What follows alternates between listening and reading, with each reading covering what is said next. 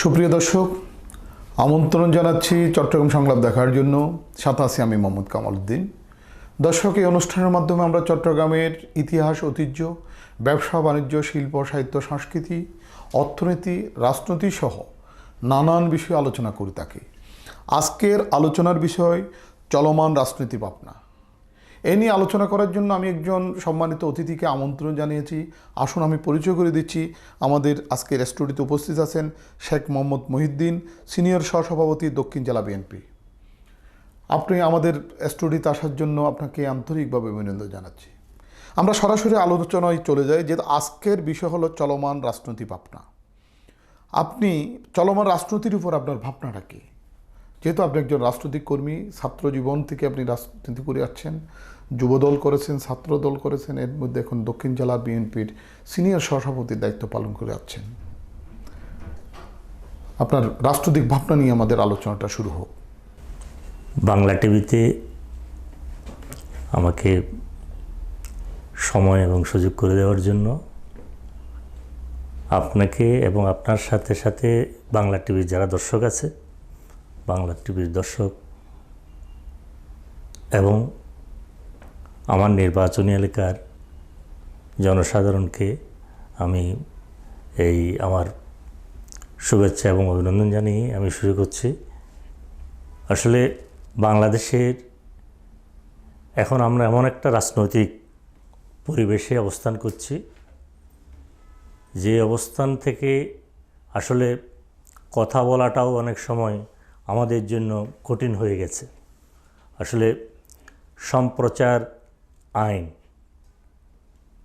প্রয়োগের মাধ্যমে আজকে বাংলাদেশের সংবাদপত্রগুলিও যেখানে তাদের এই যে মানুষের মত প্রকাশের যে স্বাধীনতার উপর তাদের যে বক্তব্য তুলে ধরার কথা, তারও আজকে অনেক মিডিয়া আজকে সংকুচিত হয়ে গেছে, তাদের এই টক শোগুলিও।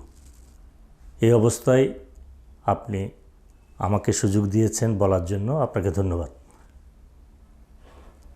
ছাত্র অবস্থা থেকে এরশাদ বিরোধী আন্দোলনে আমরা ছাত্র ছিলাম, আমরা মাঝপথে রাজপথে কাজ করেছি, কাজ করতে গিয়ে কারাবরণ করেছি।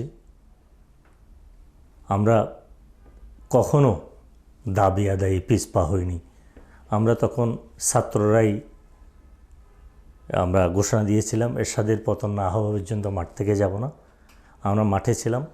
90-তে এরশাদকে পতন করে বাংলাদেশে একটি গণতান্ত্রিক পরিবেশ, আমরা রাজনৈতিক পরিবেশ সৃষ্টি করেছিলাম। সেখানে আজকের সরকারি দল এবং আমরা যারা বিরোধী দল, বাংলাদেশ জাতীয়তাবাদী দল, সমস্ত রাজনৈতিক দলগুলি আমরা একসাথে এই আন্দোলনে অংশগ্রহণ, বিশেষ করে এই রাজনৈতিক দল দুটার ছাত্র সংগঠনগুলি খুবই সোচ্চার ছিল। সেই ধারাবাহিকতায় আমরা আজকে পর্যন্ত আছি। কিন্তু যেই কাজগুলি আমরা আজকে করার কথা, সেই কাজে আজকে সরকার নেই। আজকে আমরা ঘর থেকে বের হলে গুম হয়ে যাই। আজকে এই বিনা মামলায় আমরা অ্যারেস্ট হয়ে যাই। আমাদের বিরুদ্ধে আপনার গায়েবী মামলা হয়, আমরা গ্রেপ্তার হই।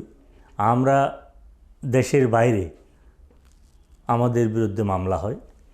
এই বিষয়গুলি আমরা কাউকে যে বলবো, সেই বলার স্পেসটাও এখন একপেশে হয়ে গেছে।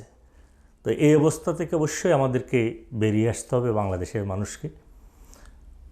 বঙ্গবন্ধু শেখ মুজিবুর রহমান যে স্বপ্ন নিয়ে বাংলাদেশকে পাকিস্তানি হায়নার কাছ থেকে মুক্ত করেছিল, স্বাধীন বাংলাদেশ করেছিল, যে লক্ষ্যগুলি, আজকে সেই লক্ষ্য থেকে বাংলাদেশ আওয়ামী লীগও অনেক দূর সরিয়ে এসছে আমরা মনে করি।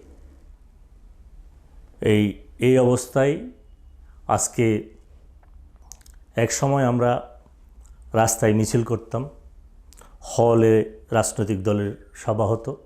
এখন যদি আমরা কোথাও বসি, বাংলাদেশ জাতীয়তাবাদী দলের একটা প্রতিষ্ঠাবার্ষিকী পালন করব, কোনো একটা প্রস্তুতি সভার জন্য, সেখানেও বলা হয় যে এখানে নাশকতার জন্য বসা হয়েছে বলে গ্রেপ্তার করা হয়।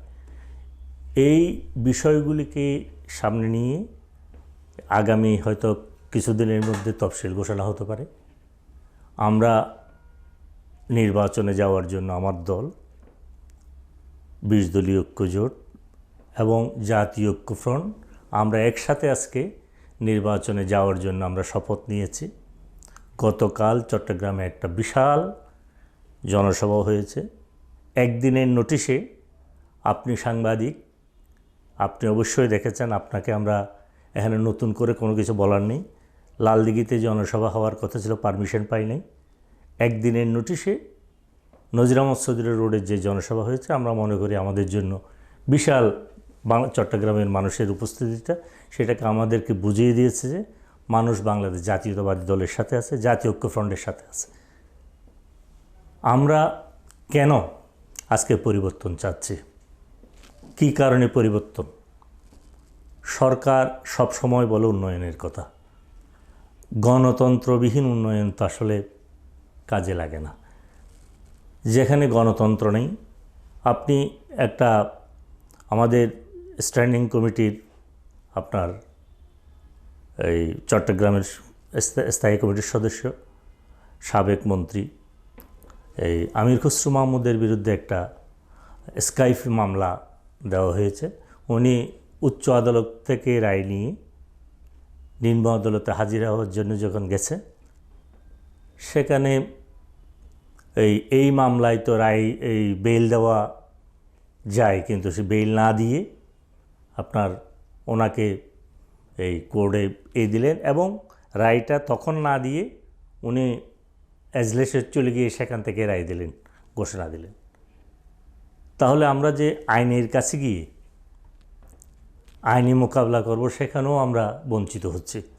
আমাদের নেতৃত্বের উপর যেগুলি হয়েছে সেগুলি আপনারা নিজেরাও জানেন, কি মামলা হয়েছে, এটাতে বেল পাওয়ার কথা।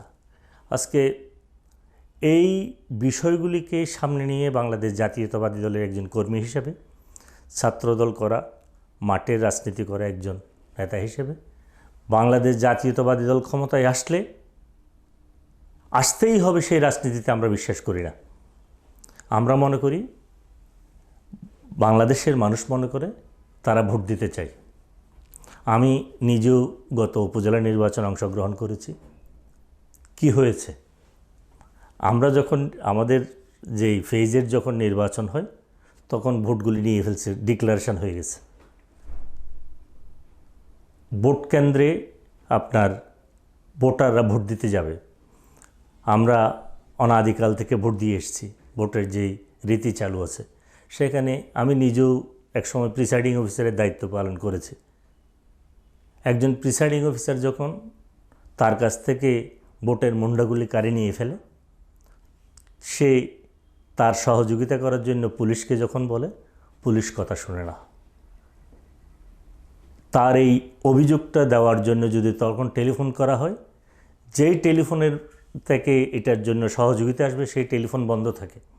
কাকে নিয়ে করবেন এই বিষয়টা? আচ্ছা, আপনারা এখন ঐক্যফ্রন্ট করেছেন, জাতীয় ঐক্যফ্রন্ট। আপনারা কি নির্বাচনের জন্য জোট করেছেন নাকি সরকার পতনের জন্য, সরকার পরিবর্তনের জন্য জোট করেছেন? আসলে আমি ব্যক্তিগতভাবে মনে করি সরকার পতনের এখানে বিষয় না। এখানে ভোটের একটা পরিবেশ সৃষ্টি হলে এবং যেই ভোটের মাধ্যমে আওয়ামী লীগ যদি ক্ষমতায় আসে আমরা সেলিউট করব, সেটাতে কোনো নেই।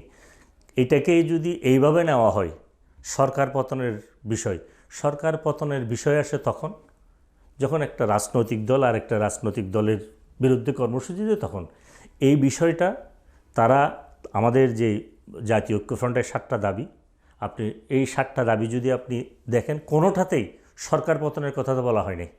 এখানে বলা হয়েছে একটা ভোটের সুষ্ঠু পরিবেশ সৃষ্টি করা, ভোট কেন্দ্রকে কিভাবে পাহারা দেওয়া যায়, ভোটাররা কীভাবে নিশ্চিন্তে ভোট দিয়ে আসতে পারে। 7 দফাকে প্রাধান্যতা দিয়ে ডক্টর কামাল হোসেন সাহেব গতকালকে চট্টগ্রামের জনসভা থেকে বলেছেন, এই 7 দফা যদি কার্যকর না হয় বা মেনে নেওয়া না হয় তাহলে কঠোর শাস্তি হবে। কঠোর শাস্তিটা উনি কি বুঝাতে চেয়েছেন? আপনি সাংবাদিকরা এই ধরনের প্রশ্ন করতেই পারেন। আমি মনে করি যথার্থই বলেছেন ডক্টর কামাল হোসেন, তিনি বাংলাদেশের সংবিধান প্রণেতাদের মধ্যে একজন। যদি যেই ধারাবাহিকতায় আজকে বাংলাদেশে রাজনীতি হচ্ছে, এটা যদি চলতেই থাকে, আইনের শাসন যদি না থাকে, তাহলে তো অবশ্যই একদিন বাংলাদেশের জনগণ এটার একটা জবাব দিবে। আজকে না হোক, আগামীকাল নির্বাচনে পরিবর্তন না হোক, পরিবর্তন তো হবেই। এই পরিবর্তনে মানুষ এটাকে তার কি বলে, তার ভোট প্রয়োগের মধ্য দিয়ে তাদেরকে, এখন যে তারা জগদ্দল পাথরের মতো ক্ষমতায় বসে আছে, মনে করে তারা ক্ষমতার জন্য এসছে, ক্ষমতা তাদের কাছ থেকে আর যাবে না, এই মনোভাব পরিহার করতেই হবে। আচ্ছা, যাক, আপনার থেকে আরও কথা শুনবো। আপনার কাছে একটা প্রশ্ন রেখে আমি একটা বিরতিতে যাচ্ছি। জাফরুল্লাহ সাহেব বলেছেন আগামী 10 দিনের মধ্যে আপনারা টের পাবেন আপনাদের অবস্থা কী হয় না হয়। সেই তার যে উক্তিটা বা তার 10 দিনের মধ্যে কী হবে, সেই আগাম সংবাদটা আমি পরবর্তী আপনার কাছ থেকে বিশ্লেষণ আলোচনা শুনবো। দর্শক, আমরা একটা বিরতিতে যাচ্ছি, বিরতির পর আবারও ফেরত আসবো, ততক্ষণ আপনারা আমাদের সাথে থাকুন। দর্শক, সাথে থাকার জন্য ধন্যবাদ। বিরতির পর আবারও ফেরত আসলাম। যে আমি আমাদের শেখ মহিউদ্দিন সাহেবের সাথে যেই আলাপ হয়েছিলাম, যে জাফরুল্লাহ সাহেবের যে একটা উক্তি কালকে বক্তব্যের মধ্যে এসেছেন, সেটা যদি একটু খোলাখুলিভাবে একটু পর্যালোচনা করেন। জাফরুল্লাহ সাহেব বাংলাদেশের একজন বয়োজ্যেষ্ঠ ব্যক্তি,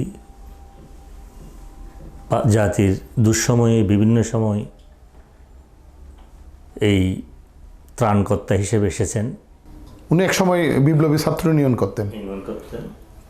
যুদ্ধ চলাকালীন যুদ্ধাহত মুক্তিযোদ্ধাদেরকে চিকিৎসা করতেন। এবং উনি ওনার যে হসপিটাল, সেখানে 1000 টাকা করে ডায়ালিসিসের একটা ব্যবস্থাও করেছেন। এটা আসলে বাংলাদেশের গরিব কিডনি রোগীদের জন্য খুবই স্বাস্থ্যকেন্দ্র, ওটা কিন্তু বঙ্গবন্ধু ওনাকে কিন্তু করে দিয়েছিল সাধারণ মানুষের চিকিৎসা নিশ্চিতের জন্য। উনি এই বাংলাদেশের বর্তমান প্রেক্ষাপটে যে প্রেডিকটেশন উনি করেছেন, সেটা হচ্ছে যে আগামীতে যদি তফসিল ঘোষণা হয়, তাহলে আমরা মনে করি যে সরকারের কি মনোভাব, সেটা সেই তফসিলের মধ্য দিয়ে আমরা পাব। নির্বাচনের যারা দায়িত্ব, নির্বাচন কমিশনার, তারা সেই বিষয়গুলিকে রেখেই আগামী নির্বাচনকে সুন্দর সুষ্ঠু করার জন্য তারা একটা ভূমিকা রাখবে। সেটার আলোকেই উনি মনে হয় এই ধরনের একটা কথা বলেছেন। এবং তার বক্তব্যের মধ্য দিয়ে এটা স্পষ্টত বোঝা যায়, এই সিনিয়র একজন মানুষ, বাংলাদেশের বর্তমান প্রধানমন্ত্রীও যেহেতু নির্বাচন করার কথা বলেছেন, তাহলে হয়তো নির্বাচন যদি হয়, ভোটাররা যদি ভোটকেন্দ্রে গিয়ে ভোট দিতে না পারে, তাহলে তো ভোট হবে না। সেই আলোকেই তিনি একটা সুন্দর সুষ্ঠু নির্বাচনকে সামনে রেখে এদের ইঙ্গিত দিয়েছেন। আচ্ছা, আপনার নেত্রীর মুক্তির বিষয় কতটুকু আশাবাদী আপনার নির্বাচনের আগে? যদি কোনো কারণে আপনাদের এই নেত্রী যদি মুক্তি না পায়, তাহলে আপনারা নির্বাচন করবেন কিনা? আসলে আমরা নির্বাচনের জন্য প্রস্তুত। আমার দল, বিশেষ করে বাংলাদেশ জাতীয়তাবাদী দল, আমাদের কাছে আমাদের কেন্দ্রীয় নির্দেশনা অনুযায়ী আমরা নির্বাচনের জন্য কাজ করে যাচ্ছি। আমরাও আমাদের নির্বাচনী এলাকায় কাজ করছি এই লক্ষ্যে, এবং নেত্রীকে নিয়েই আমরা নির্বাচন করব ইনশাল্লাহ। এবং আমি মনে করি প্রধানমন্ত্রী শেখ হাসিনার শুভবুদ্ধির উদয় হবে। তিনি দেশনেত্রী বেগম খালেদা জিয়াকে নির্বাচনের আগেই মুক্তি দিবে এবং একটা সুষ্ঠু সুন্দর ভোটের পরিবেশ সৃষ্টি করবে। আচ্ছা, 21শে গ্রেনেড হামলার মামলার রায় হয়েছে। তার মধ্যে আপনাদের সিনিয়র ভাইস চেয়ারম্যান শহীদ রাষ্ট্রপতি জিয়া রহমানের সুযোগ্য সন্তান, আপনাদের নেত্রী খালেদা জিয়ার সন্তান তারেকুর রহমান দোষী সাব্যস্ত হয়েছে। সে এখন লন্ডনে পলাতক অবস্থা আছে। তার বিরুদ্ধে আগেও একটা মামলা রায় হয়েছে।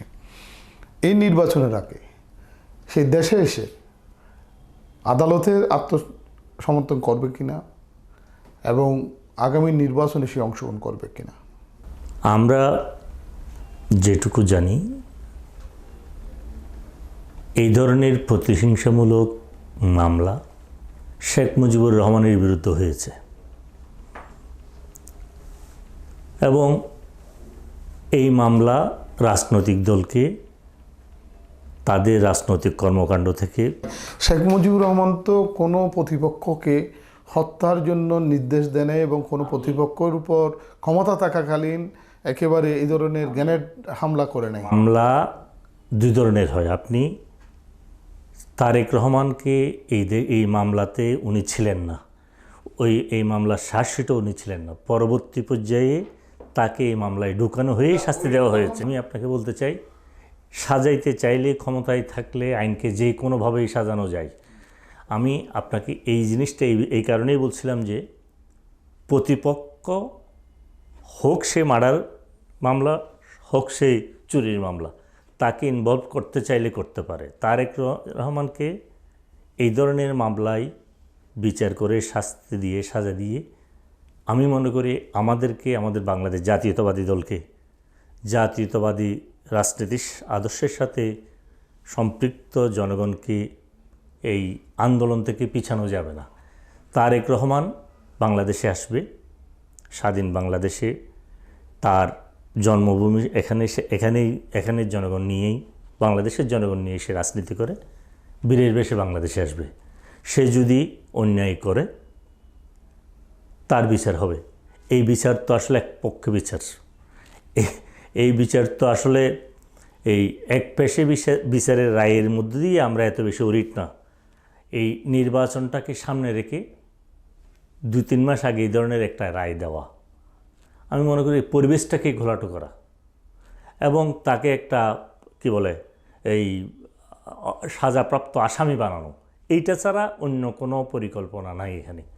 বাংলাদেশ জাতীয়তাবাদী দলের প্রত্যেকটা নেতাকর্মী তারেক রহমানের উপর আস্থাশীল এবং তার কর্মকাণ্ড, কর্মসূচি, আমরা ছাত্র অবস্থায় আমরা বিভিন্ন সময় তার সাথেও আমাদের বিভিন্ন মিটিং হয়েছে। তার কর্মকাণ্ড, তার রাজনৈতিক প্রজ্ঞা, বাংলাদেশের তার বাবা যেভাবে বাংলাদেশের কৃষকের সাথে যেভাবে মিশেছিলেন, অল্প কিছুদিনের রাজনীতিতে তারেক রহমান একদম তৃণমূলের নেতাকর্মীদের সাথেও মিশেছেন। তো তৃণমূলের নেতাকর্মী মনে করে আজকে যেই প্রক্রিয়া শুরু হয়েছে, যেটা আওয়ামী লীগ বলে আওয়ামী লীগকে নিশ্চিহ্ন করার জন্য এই ধরনের প্রক্রিয়া করা হয়েছিল। আজকে যদি আমরা বলি দেশনেত্রী বেগম খালেদা জিয়াকে কারাগারে রাখা এবং তারেক রহমানকে এরকম একটা সাজা দিয়ে বাংলাদেশ জাতীয়তাবাদী দলকে নিশ্চিহ্ন করার জন্য এই ধরনের একটা প্রক্রিয়া বলে আমরা মনে করি। এই প্রক্রিয়া সরকার পরিবর্তন হলে, ভোটের মাধ্যমে পরিবর্তন হলে, আজকে যেভাবে এক পেশে রায় হচ্ছে, এই রায় সেদিন খালাস পেয়ে যাবে। এবং এই আজকের প্রধানমন্ত্রীর বিরুদ্ধে 111 মামলা দেওয়া হয়েছিল, উনি ক্ষমতায় এসেছেন বলে তার মামলাগুলি নেই আজকে। আচ্ছা, তাহলে আগামীতে আপনারা ক্ষমতা আসলে ধরে নিলাম তারেক জিয়ার মামলা এক পেশে হয়েছে মর্মে আপনারা এটা বাতিল করবেন, তো যুদ্ধ অপরাধীদের কিন্তু বিচার চলমান, কিন্তু তাদের বিচারগুলো আপনারা কী করবেন? আপনাদেরকে একবারও বলি নাই, আমাদের নেত্রীও বলে নাই, আমাদের দল থেকেও কোনোদিন এই বলে নাই। যুদ্ধের অপরাধী যারা যুদ্ধে, এই স্বাধীনতা সংগ্রামে যারা বিরোধিতা করেছে, তাদের সাথে আমাদের আদর্শিক কোনো সম্পর্ক নেই। আমরা তাদের সাথে একটা জোট করেছি, নির্বাচনী জোট। এই নির্বাচনী জোটেই তাদের সাথে আমাদের, এবং সেটা এক সময় আমরা দেখেছি আওয়ামী লীগের সাথেও হয়েছে, তাদের সাথে আজকে নেই। 86-তে তারা, আওয়ামী লীগ 96-তে ওনারা, ওইটা ছিল যুগপৎ আন্দোলন, কিন্তু আপনারা তো একেবারে জোট করে ভোট করে তাদেরকে মন্ত্রী বানিয়েছেন। আসলে আপনি যেটা বলছেন সেটা তো ঠিক, আমরা তো তাদের সাথে আজকে আপনি আমারে বলেন, ইনু একদিন এই শেখ মুজিবুর রহমানের চামড়া দিয়ে ডুগডুগি বাজানোর কথা বলেছে, সেই ইনুকে আজকে তথ্যমন্ত্রী না। আসলে রাজনীতিতে এই বিষয়গুলি আমাদের দেশে না, উপমহাদেশের রাজনীতি চলে আসছে। আমরা যেটা বলতেছি, ইনু ব্যক্তিগতভাবে বঙ্গবন্ধুর বিরুদ্ধে কথা বলতে পারে বা বলছে, এই যে একটি গণতান্ত্রিক দেশে তাই বলার অধিকার আছে, তখন বলছিল। কিন্তু জামায়াতের এই যারা যুদ্ধ অপরাধী, তারা তো এই দেশটার বিরুদ্ধে অবস্থান করেছিল। 30 লক্ষ শহীদের রক্ত তাদের হাতে রয়েছে এবং 2 লক্ষ মহাবইনের সম্ভ্রম তাদের হাতে রয়েছে, এবং তারা কিভাবে এই দেশের স্বাধীনতা পতাকা তাদের গাড়িতে, বাংলাদেশের মানে এই যে রক্তাক্ত পতাকা তাদের গাড়িতে কিভাবে আপনারা উঠে দিলেন? এটা ঠিক। যে জায়গায় এর আগে আপনাদের জিয়া রহমান শাহাদিসকে প্রধানমন্ত্রী করা হয়েছিল, কথাটা ধরেই আমি বলছি, যে ভাষায় যেভাবে আপনি বলছেন একইভাবে যদি আমি বলি, আওয়ামী লীগও এরকম অনেক রাজাকার চিহ্নিত রাজাকার, তারা মন্ত্রীও হয়েছে। আপনি নুরুল ইসলাম মন্ত্রী হয়েছে, ধর্মমন্ত্রী ছিল। আপনি আরও অনেকেই আছে। আমি আপনাকে বলতে চাচ্ছি, আজকে বাংলাদেশের মানুষ যেটা চায় না, সেটা কালকে বাংলাদেশ জাতীয়তাবাদী দল করবে সেটা হয় না, করবে না। কিন্তু যেটা বিগত দিনে হয়ে এসেছে, ধারাবাহিকতা হয়েছে। এখন তো আমরা আপনাদেরকে বারবার বলছি, দেশের মানুষের কাছে পরিষ্কার এই বিষয়টা। আচ্ছা, আরেকটা জিনিস, বর্তমান বাংলাদেশে বড় বড় মেগা প্রকল্পর কাজ চলতেছে, উন্নয়ন কাজ।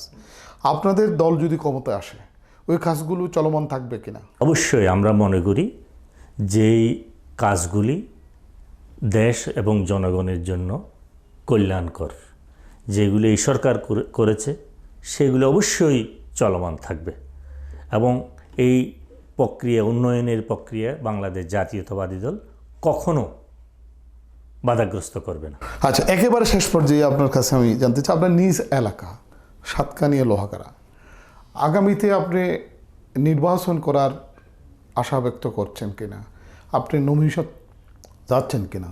যদি আপনাকে আগামীতে আপনার দল যদি নির্বাচনে যায়, আপনি নির্বাচন করার কতটুকু প্রস্তুতি আপনার রয়েছে? আমি 1990 সাল থেকেই দলের কাছে নমিনেশন প্রার্থী ছিলাম। আমি সেই প্রক্রিয়ায় এখনও আছি। এই আসনটা আসলে স্বাধীনতা এই সময় থেকে শুরু করে এই আসনটা জাতীয়তাবাদী ইসলামী আদর্শের বিশ্বাসী লোকদের নেতারাই ওখানে জয়যুক্ত হয়েছে। বাংলাদেশ জাতীয়তাবাদী দল বেশ কয়েকবার জয়যুক্ত হয়েছে। সেই লক্ষ্যকে সামনে রেখে আমরা তৃণমূল পর্যায়ে, আমি নিজেও, আমার দলের নেতাকর্মীরা কাজ করছেন নির্বাচনের জন্য, আগামী নির্বাচনের জন্য। সেই নির্বাচনে আমি একজন বাংলাদেশ জাতীয়তাবাদী দলের একদম বলে নিষ্ঠাবান কর্মী হিসেবে আমি নমিনেশন চাইব। এবং ইনশাল্লাহ দল যদি আমাকে নমিনেশন দেয়, আমি অবশ্যই জয়যুক্ত হবেন। আজকে এবার শেষ পর্যায়ে আপনি আমাদের বাংলা টিভির মাধ্যমে আপনার এলাকা তথা আপনার দলের জন্য যদি কোনো মেসেজ থাকে, আপনি অল্প কথার মধ্যে আপনি বলতে পারেন। আমি আমার নির্বাচনী এলাকা সাতকানিয়া লোহাগাড়ার প্রত্যেকটা সম্মানিত ভোটারের প্রতি আমার অনুরোধ, আগামীতে যে জাতীয় নির্বাচন আসছে, সেই নির্বাচনে বাংলাদেশ জাতীয়তাবাদী দলের একজন কর্মী হিসেবে আপনাদের সহযোগিতা, ভালোবাসা নিয়ে আপনাদের জন্য, এলাকার উন্নয়নের জন্য কাজ করতে চাই। এলাকায় যে মাদক, সেই মাদককে নির্মূল করতে চাই। আপনাদের সহযোগিতা আগামীতে আমাকে এই কাজগুলি করার জন্য এগিয়ে নিয়ে আসবে। আপনাদেরকে সুস্বাস্থ্য কামনা করছি, আপনাদেরকে ধন্যবাদ জানাচ্ছি। ধন্যবাদ আপনাকে সুন্দর আলোচনার জন্য। দর্শক, আমরা একেবারে শেষ পর্যায়ে আমাদের দক্ষিণ জেলা বিএনপির সিনিয়র সহসভাপতি, একসময় ছাত্র নেতা ছিলেন, যুবদল নেতা ছিলেন, তিনি দীর্ঘক্ষণ এককভাবে আমাদের এই চট্টগ্রাম সংলাপে অংশগ্রহণের মাধ্যমে কথা বলেছেন। উনি রাজনীতি নিয়ে কথা বলেছেন, নির্বাচন নিয়ে কথা বলেছেন, ঐক্যফ্রন্ট নিয়ে কথা বলেছেন, নেত্রীর মুক্তি নিয়ে কথা বলেছেন, তারেক জিয়ার গ্রেনেড হামলার মামলার বিষয়ে কথা বলেছেন এবং নিজ এলাকার উন্নয়ন তথা আগামী নির্বাচনের জন্য তিনি প্রস্তুত থাকার জন্য কথা বলেছেন। উনি আগামীতে নির্বাচন করার আশা ব্যক্ত করেছেন। ওনার আজকে দীর্ঘ আলোচনার মধ্যে ওনার এই যে দেশপ্রেম, সাধারণ মানুষের প্রতি আন্তরিকতা, ভালোবাসা, তার দলের প্রতি আনুগত্যতা, সেই বই প্রকাশ ঘটিয়েছে।